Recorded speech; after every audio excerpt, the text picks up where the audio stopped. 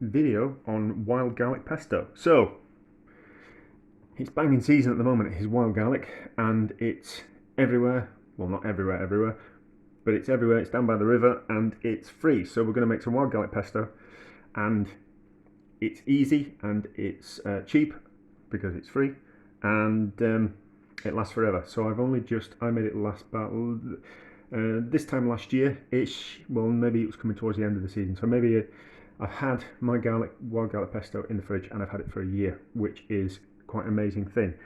So you can make it now. You can make a year's worth, and it'll keep in the fridge. So we'll talk about storing, but we'll talk about wild garlic pesto. We'll talk about the wild garlic first.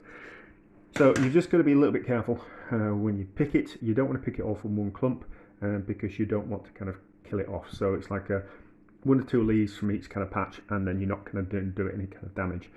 And then there's got other things growing in it as well, so you need to pick through it. And then because of the way I put it in the bag, and I've cut the stems, we just need to go through it. We just need to make sure there's that leaf there. That's no good. I don't know what it is that's on it, but we need to get rid of that leaf, and we need to get rid of some of the stalks. We need to get rid of the stalks as well. We need to wash it a couple of times because there'll have been all kinds of bugs crawling over it, and snails, and potentially dogs. So it needs a good wash a couple of times in some water, and then we need to spin it in the salad spinner, or you can put it in a cloth and give it a shake around. But I've got a salad spinner. I picked it up from a charity shop years ago. There's no point buying it. It's one of those things, there's never any point buying them new, because they're one of those things that are always in charity shops, and I don't know what they are new, but in a charity shop they're about £1, so you might as well buy them from a charity shop and stick it in the back of your cupboard. That's that. So we're going to wash it, dry it, and then we're going to puree it up with some, I've got olive oil that I've got in the cupboard. It's that's just like a regular olive oil for cooking and sauces and things and dressings, and then I've got an extra virgin. You don't want to use 100% extra virgin because it will just be too overpowering, and you want the taste of the wild garlic. And I've got some Pecorino cheese, which I got from the cheesemonger on Friday. So there's a good block of that, and I'm not entirely sure on the ratios just yet. Can't think of it on the top of my head, but I'm going to go through. I'm going to pick through the wild garlic first, and then we'll come back and we'll talk about ratios. They're not kind of a set recipe. Oh, and we're going to put a bit of salt in it as well, not too much because Pecorino is quite salty. We'll kind of talk about ratios. I'll nail the recipe as I do it, but everything's kind of like a bit of no kind of set recipe for it. It's just like a bit of a guideline type thing. Oh yes, and I'm not going to put any nuts in it. So normally in a pesto you put nuts in. I'm not going to do that. I think they're expensive and a little bit unnecessary if we're just making a wild garlic pesto. I like to keep things kind of quite cheap, and I just think I don't really know why. There's obviously a reason why they go in, but it just seems a little bit pointless, and it takes the cost up. They're really expensive with pine nuts. But anyway, so that's that. So I'm going to sort through that, and then we'll come back when we're at that stage of pureeing everything down and all that kind of stuff. And I should show you what I'm doing when I'm prepping them. So it's just a case of chopping off the stalks. I could have, when I was out picking them, I could have just cut them there when I was out picking them like that, and then just brought those back. But I'm still going to have to go through. I'd rather sort them out at home. I'm still going to have to go through and have a look at the leaves in case there's any ones that have got like snail trails on them, or a little bit damaged, or anything like that, or we've got anything suspect that I don't know what that plant is. We certainly don't want that putting a plant that we don't know in something like pesto, because that plant might be poisonous. So we just got to be a little bit careful. So it's just a case of going through and snipping and then washing. Yes, that's it. Yeah, that's it. So the camera's way up high because we've got the mixer out. Right, so there is 200 grams of chopped, prepped wild garlic leaves. We've got 100 grams of Pecorino cheese, which I've grated, and then we've got 200 millilitres of the mixed olive oil. I've done 1/4 extra virgin olive oil, and then 2/3 of the other virgin olive oil, or just olive oil, and then I've got some salt as well. So what we'll do is we'll add a little bit of the oil, and we'll pulse down the leaves just to make a bit of room, because it's quite a packed container. So we'll put in half the oil, and then we'll see how we go. Where's the top? There's the top. So we'll pulse down first, and then we'll add the cheese, because there's not a lot of room, and you'll watch me struggle with my... Oh, I hate these things. I'm sure they never make them. Just... Should we do it that way? Yeah. Oh, there we go. I'm sure they don't make them to be actually usable.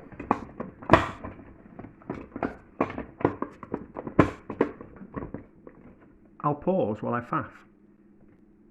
There we go. Didn't have to faff too much. So we'll pulse it just to kind of get to lose a bit of the volume, because it's quite full. We couldn't put the cheese in it; it'd just be all too much. So we'll pulse down just to get the leaves going, and then we'll add a cheese and some more of the oil afterwards.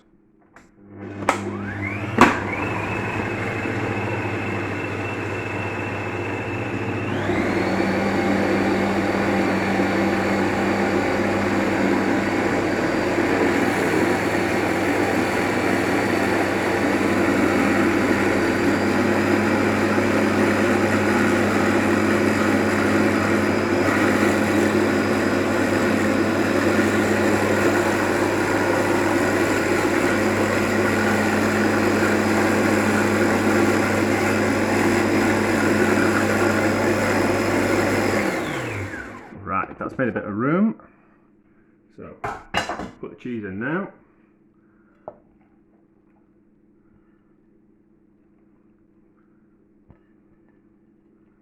And we'll see if this is kind of the right ratio. I made it last year. I can't remember the ratio. I should have written it down, but I just made it.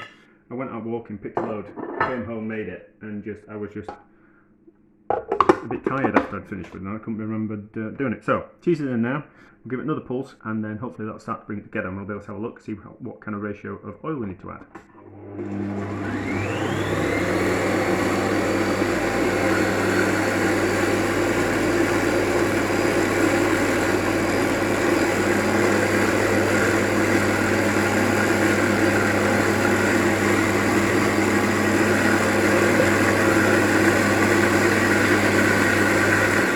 Right, we definitely need to add some oil. So I think we're going to definitely need over 200 millilitres of oil. So we'll add all the oil, like that, and then it'll all start coming together.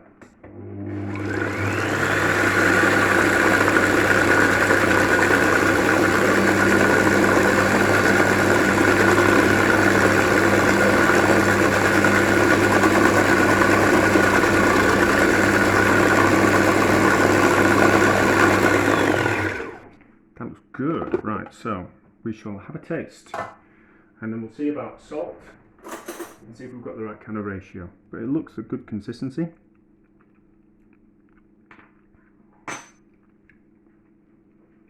Needs a little bit of salt. A little bit of salt, not too much. The pecorino and the salt's going to help with the preservation. Also as well, you're not going to eat this pesto raw straight out of the jar. So it can be a little bit over salty. Because the things that you're going to add on to it, you're going to season afterwards. So if you were just putting this on pasta, what you do is you cook the pasta, and then you'd throw on, the pasta will be cooked in seasoned water, and then you throw on a couple, like a dessert spoon of the pesto, shake it all around, you'd add some pepper. I'm going to put some pepper in as well. You'd taste it, and then you'd add a bit more salt. So if the pesto is a little bit too salty, it doesn't matter, because what you're going to add it onto would potentially be a bland you're going to season again afterwards anyway. So things like mayonnaise and condiments can afford to be a little bit saltier, because you're not going to eat them straight out the jar. You might do. Some people might do. An ex-girlfriend of mine used to eat. I used to make cooked roast, garlic, whole garlic cloves, and she used to eat them out of the jar. But anyway, that's a whole other story. But yeah, so it can afford to be a little bit salty. So what we'll do is we'll just scrape around, make a mess of my spatula, and it's best off to make this all in one go, because you're going to make everything's going to be green and smelling of garlic. So it's best off to all make it all in one go. Although you can make some, see how it goes, and you can go out and pick some more. It's around for about a month, is wild garlic. And it gets a bit stronger towards the end of the season. So at the moment, the flowers haven't come out. As soon as the flowers start coming out, then you've got about maybe 3 weeks after the flowers start flowering, and then it starts getting stronger in flavour. But anyway, so give this a pulse, and we'll see how we go.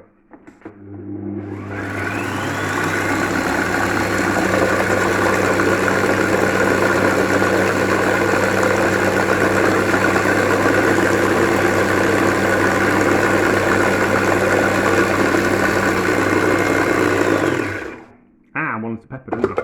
Need to put some pepper in. The pepper also helps with preserving things. Bugs and nasty things don't like pepper. So that's a nice enough amount of pepper. Lid back on.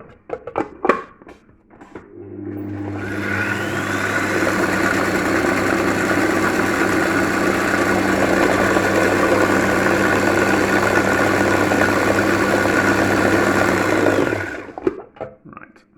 So, fresh sun.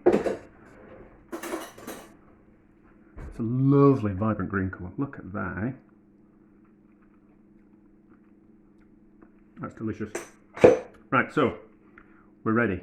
We need to jar it up. Are we too high? Do I need to pause? No, we'll just give it a go. So I've washed my jars beforehand, and I have sterilised them. I've sterilised them in a pan of boiling water, and I've boiled them for about 5 minutes. Dry them on the inside, let them go cold, because you don't want the cheese or the pesto to cook on the outside when it goes into the jar. So it's just a simple case of in the jar,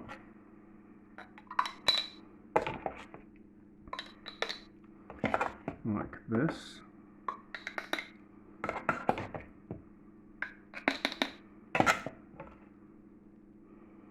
Not too full, because what we want to do is we need to put a layer of oil on the top. Then we'll give it a bang.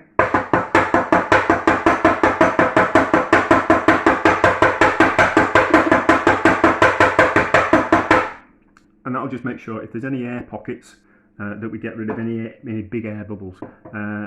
Air is going to discolour the pesto, and it also potentially be some bacteria in the air, and it will turn it might turn it bad. So give it a bang, and then we want a nice clean bit of cloth or kitchen towel, and we need to clean around the edge like this. So just clean around the edge here, just to get rid of any of the pesto off the lip, like that. And then we need to take some of the cheaper olive oil, and let's move this out of the way. As professional as always. So that there, and then the cheaper olive oil. We need to put a layer of cheap olive oil on the top of it, and this will preserve it. Well, it'll stop it from oxidizing and discolouring. Like, not too much, just so the top is completely encased in oil. Like that. And then lid on. Sterilise my lids as well, so that just wants quick dry. And then lid on and done.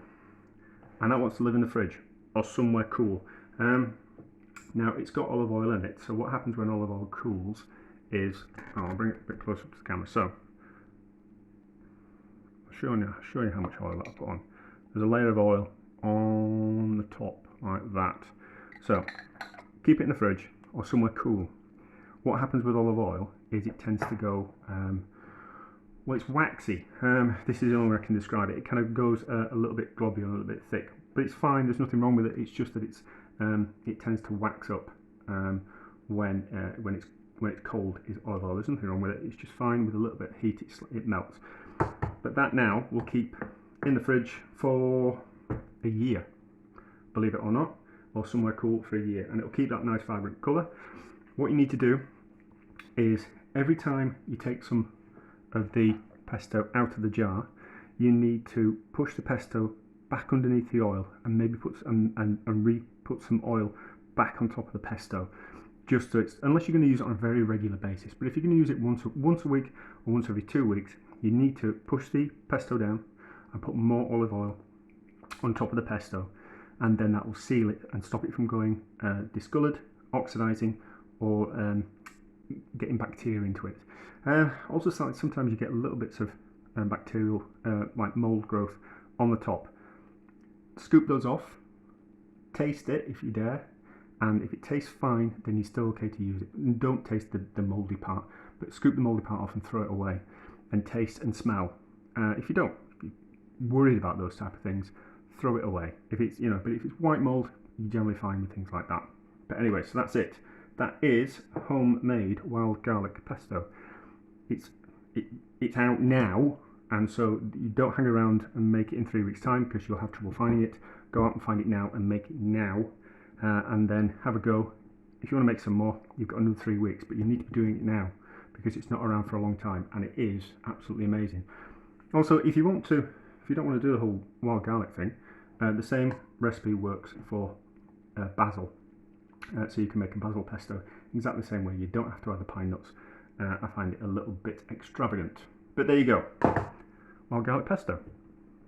Right, so I was a little concerned the camera might have been a little bit too up high for me kind of showing you what I was actually doing there. So the recipe has made, what's that? It's made 2 jars worth. So that's a 280 gram jar, and that's a 175 gram jar. So that's what volume it's made with that recipe. So put it into a nice clean jar. Put it into the jar. Give it a bang down. Any big air bubbles, they'll just dissipate in the jar, and also flatten it down. Go around the top with a clean cloth just to press the pesto down, so none of it's above the rim, and it's all nice and clean. And then you need to submerge it underneath oil. So this is just the cheaper of the oils, and we just need to put a layer on top, just so it covers it all, and then it'll stop any bacteria getting from it, any mould growth, and it'll stop it from discolouring. So there we go. That's that. And then we need a lid. So the lids have been sterilised at the same time as I did the jars, and then so a lid on, and then in the fridge, and it will keep for a long time. So there you go. For the cost of a bit of olive oil and some Pecorino or some Parmesan, hard Italian cheese from the supermarket. Cheap ones are fine.